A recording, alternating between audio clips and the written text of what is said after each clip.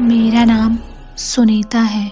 मैंने पिछले साल ही अपनी MBA की पढ़ाई पूरी की है और मेरी बेंगलोर के एक बड़ी टेक्नोलॉजी कंपनी में नौकरी लग जाती है। मैं अपने माता पिता के साथ केरल में रहती थी, पर जब मेरी नौकरी बेंगलोर में लगी तब मुझे बेंगलोर शिफ्ट करना पड़ा। मेरे कंपनी के मैनेजर ने मुझे एक ऐप बनाने का कॉन्ट्रैक्ट दिया था और मैं वहाँ एज ए जूनियर इंजीनियर के पद पर कार्यरत थी।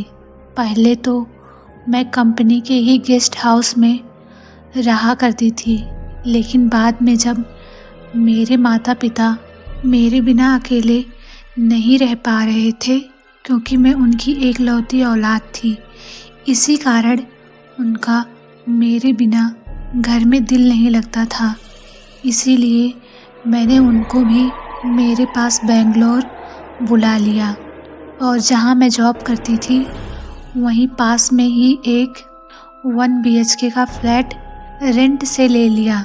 बेंगलोर एक बहुत ही खूबसूरत जगह है। हमारे फ्लैट के बाहर बड़े बड़े चीकू के बागान लगे हुए थे। मेरे फ्लैट की खिड़की से समंदर का किनारा दिखाई देता था और यहाँ के वातावरण में मेरे माता पिता का भी मन लगने लगा।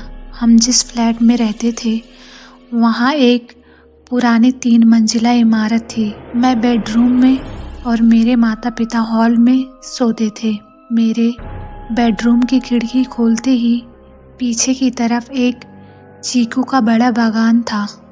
एक रात जब मैं अपने बेडरूम में सो रही थी, बहुत थके होने की वजह से मैं गहरी नींद में सोई हुई थी, पर अचानक मेरी नींद खुल गई और मुझे ऐसा एहसास हुआ कि जैसे कोई मेरे बिस्तर के बगल में बैठकर मुझे घूर रहा हो।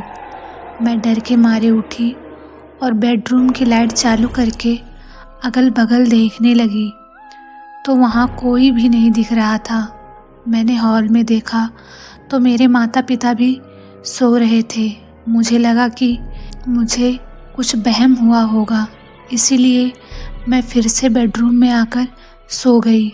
मुझे सोए हुए कुछ ही देर हुआ था कि अचानक मेरे बेडरूम का पंखा बंद हो गया और गर्मी होने लगी। गर्मी की वजह से मेरी नींद खुल गई। मैंने देखा तो पंखे का बटन तो चालू था पर पंखा बंद। मैंने बटन को चालू बंद करके देखा तो भी पंखा चालू नहीं हो रहा था। मुझे लगा शायद पंखा ख़राब हो गया होगा, इसीलिए मैंने बेडरूम की खिड़की खोल दी और वापस आकर बेड पर सो गई। पर अभी भी मुझे नींद नहीं आ रही थी। मुझे ऐसा एहसास हो रहा था कि जैसे कोई उस पंखे के ऊपर बैठकर मुझे घूर रहा हो। बड़ा अजीब सा लग रहा था कि अचानक पंखा अपने आप चालू हो गया, लेकिन मैं डर गई क्योंकि पंखे का बटन तो अभी भी बंद था। तो यह अपने आप कैसे चालू हो सकता है? डर के कारण मुझे रात भर नींद नहीं आई। दूसरे दिन सुबह मैंने इलेक्ट्रिशियन को बुलाया और पंखा चेक करवाया तो वह बोला सब तो ठीक है, कहीं भी कुछ प्रॉब्लम नहीं नज़र आ रही है। इतना बोल कर वह चला गया। पर उस दिन मैं दिन भर सोच में डूबी रही। मैंने रात में जो महसूस किया वह कैसे हो सकता है। मैंने अपने माता पिता से इस बारे में कुछ नहीं कहा क्योंकि मैं उनको परेशान नहीं करना चाहती थी। दूसरे दिन ऑफिस से घर आने में बहुत रात हो गई। तकरीबन रात के 1:30 बज गए। जब मैं घर पहुंची तो मैंने देखा कि मेरे माता पिता भी नहीं सोए थे, क्योंकि वह मेरे बिना खाना नहीं खाते थे। घर पहुंचकर हम लोगों ने खाना खाया और बात करते करते रात के 2:30 बज गए। मैंने सोने के लिए बेडरूम का दरवाज़ा जैसे ही खोला तो मेरे पैरों तले ज़मीन खिसक गई। मैंने देखा कि कोई औरत पंखे से फांसी लगाकर लटकी हुई है। मैं ज़ोर से चिल्लाई तो मेरी आवाज़ से मेरे माता पिता भी दौड़कर मेरे तरफ आए। उन्होंने मुझसे कहा कि क्या हुआ बेटा, तूने इतने ज़ोर से क्यों चिल्लाया? तो मैंने उनसे कहा कि सामने पंखे से कोई फांसी लगाकर लटक रहा है। उन्होंने पंखे की तरफ देखा और कहा कि अरे बेटा, कहाँ कौन है? जब मैंने भी पंखे की तरफ देखा तो वहाँ सच में कोई भी नहीं था। उन्होंने मुझे समझाया कि तू आज बहुत ज़्यादा थक गई है और रात भी बहुत हो गई है, इसीलिए शायद नींद की वजह से तुझे भरम हुआ होगा। तू सो जा, कुछ नहीं है। मैंने भी उनकी बात मान ली और सो गई। अभी मुझे नींद आने ही वाली थी कि मैंने जैसे ही पंखे की तरफ देखा तो मेरे पसीने छूट गए और इतना डर लगने लगा कि जैसे मेरा दिल निकलकर बाहर आ जाएगा। उस पंखे से एक औरत उल्टी लटक कर मुझे घूर रही थी। उसके बाल नीचे ज़मीन तक लग रहे थे और उसकी आंखें पूरी सफ़ेद थी। उसकी गर्दन तो बस जैसे बिना हड्डी के शरीर से बस लटक रही थी, जैसे कि उसके शरीर और सिर के बीच कोई हड्डी है ही नहीं। वह मुझे देखकर बोल रही थी कि चल मेरे साथ, आज मैं तुझे अपने साथ ले जाऊंगी, और बड़ी डरावनी आवाज़ में हंस रही थी।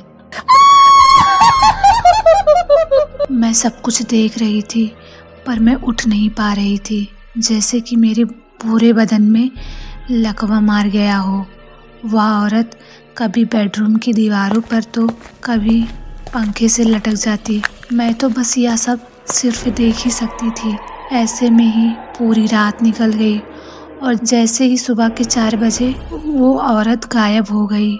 मैं जैसे तैसे उठी और भागते हुए बेडरूम से हॉल में पहुंची और मेरे माता पिता को आवाज़ देकर उठाने की कोशिश करने लगी, पर वे उठ ही नहीं रहे थे। मैं उनके बगल में ही डर के मारे बैठकर उनके उठने का इंतज़ार करने लगी। जब सुबह के 6 बजे तो मेरे पापा उठे और उन्होंने मेरे बेडरूम के बाहर जाकर मुझे आवाज़ देना चालू किया, अरे बेटा, अभी तक उठी नहीं? सुबह हो गई, तुझे तो काम पे जाना है ना? और मैं उन्हें पीछे से आवाज़ दे रही थी कि पापा, मैं तो आपके पीछे ही खड़ी हूँ।